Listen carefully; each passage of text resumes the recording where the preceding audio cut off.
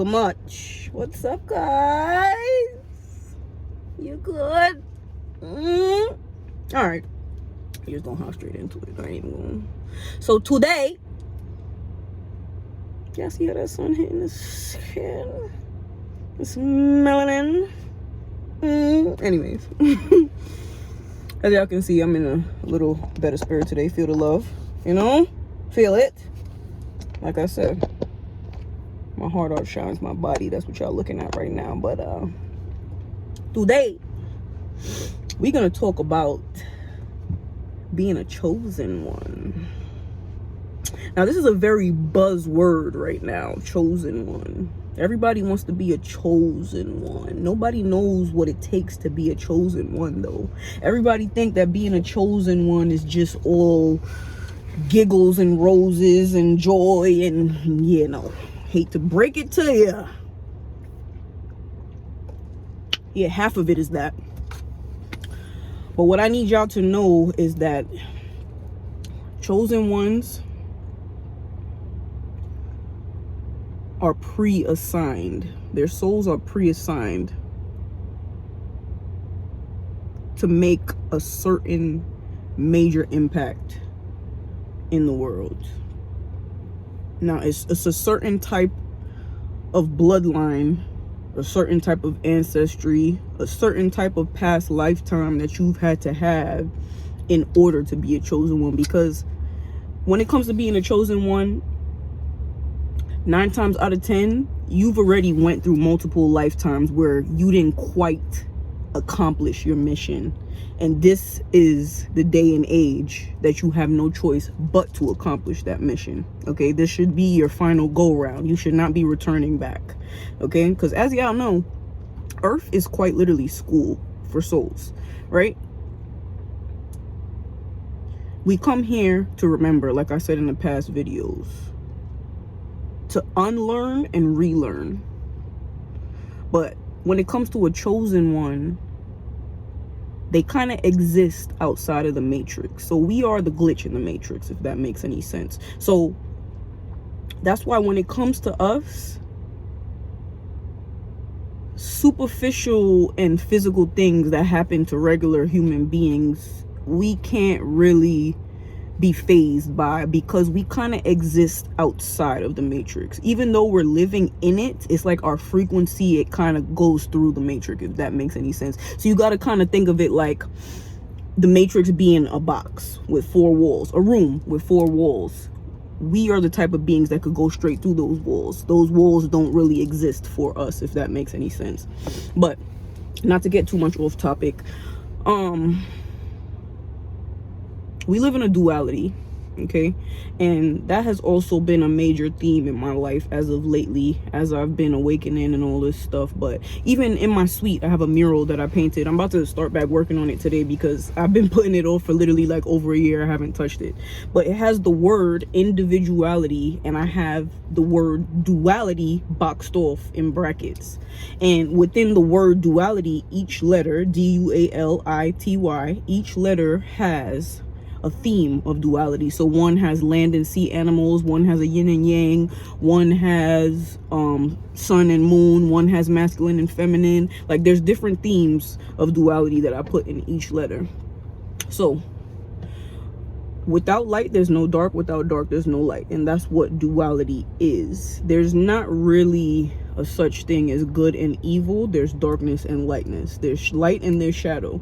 So in order to even scratch the surface of being a chosen one, you have to go through darkness first. That's step number 1. You don't just get to jump straight through light and brightness and success. No, you have to go through something called a dark night of the soul, which is pretty much digging down to the deepest depths of your soul, grabbing hold of all your pain and your trauma and being able to transmute or alchemize it, aka turning it into something positive. So you have to turn that darkness and that shadow into light in order to even progress on the path of being a chosen one. So when it comes to that, majority of human beings, they don't like to see themselves. They don't like to really truly look in the mirror at all. Okay, they look in the mirror and they're scared at what they see because they see their shadow, and they don't like to face their shadow.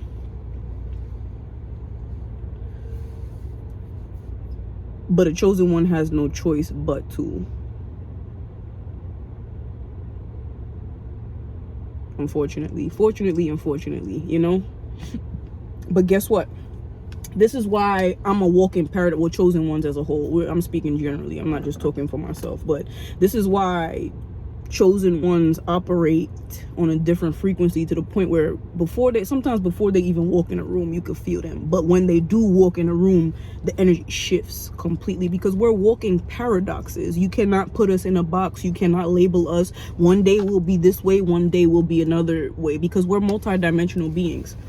We're not just one track minded. We have a million different versions of ourselves that exist all at the same time, and we could just flip flop to whatever we need to, or want to, for that matter.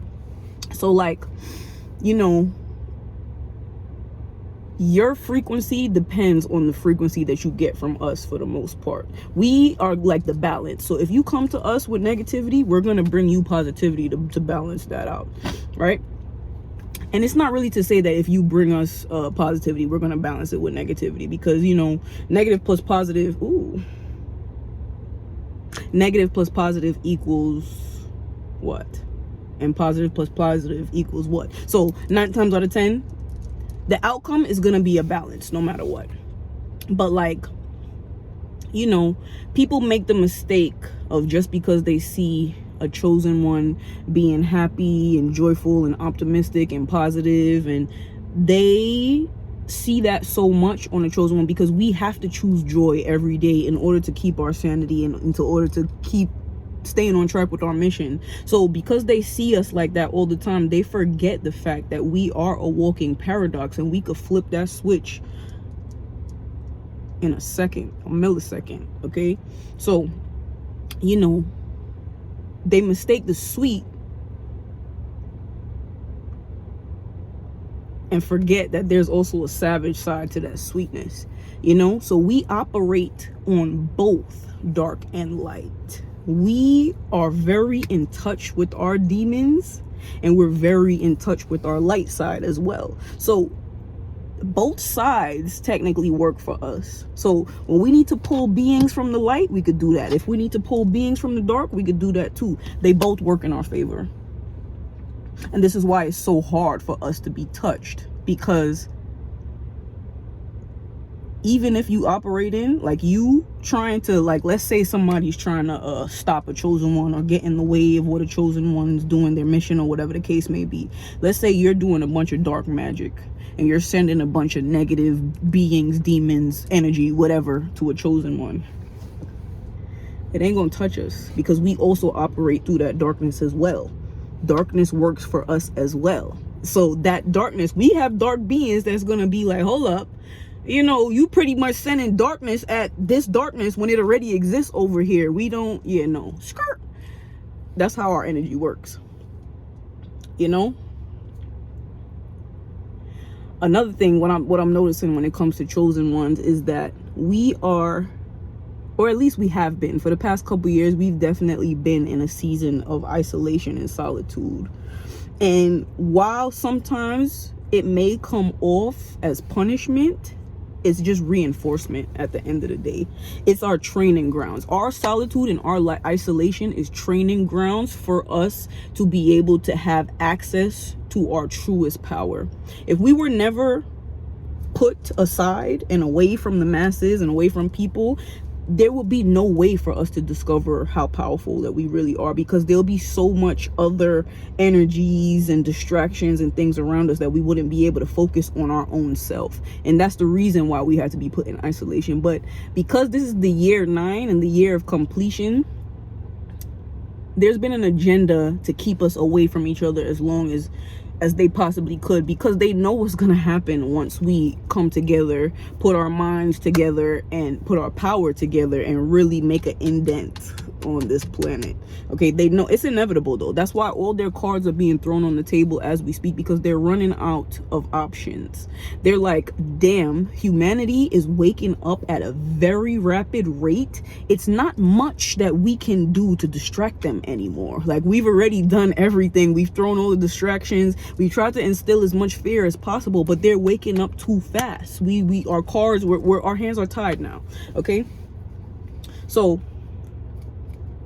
because it's the year 9, we're finding each other slowly but surely, and every time more than one chosen one links up, it causes a ripple effect in the atmosphere, and it's felt deeply.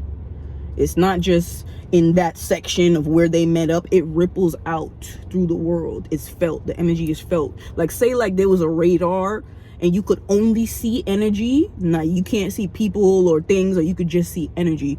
Once two chosen ones link up, that ripple effect goes far out. Crazy enough, me and my son was just watching The Secrets of Whales on National Geographic, and a very interesting fact that I saw about whales was that when there's a male whale, I guess they said when it's mating season, they'll make this call, right? And the male whales around them that's close in proximity, they'll imitate that call.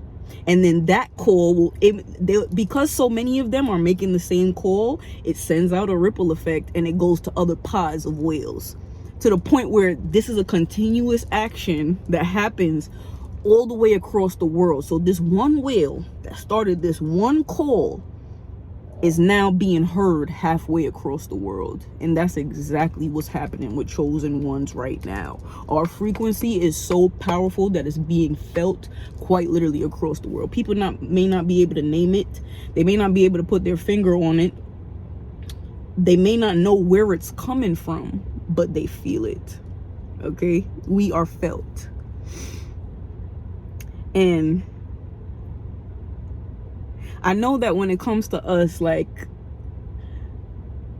we was conditioned and taught to live in fear, and, you know, to pretty much put our gifts, talents, our abilities, our clairvoyance, all of the clairs, you know, telepathy, all that good stuff, all the superpowers that we got, we was told to tuck that and put that in the back where nobody could see it.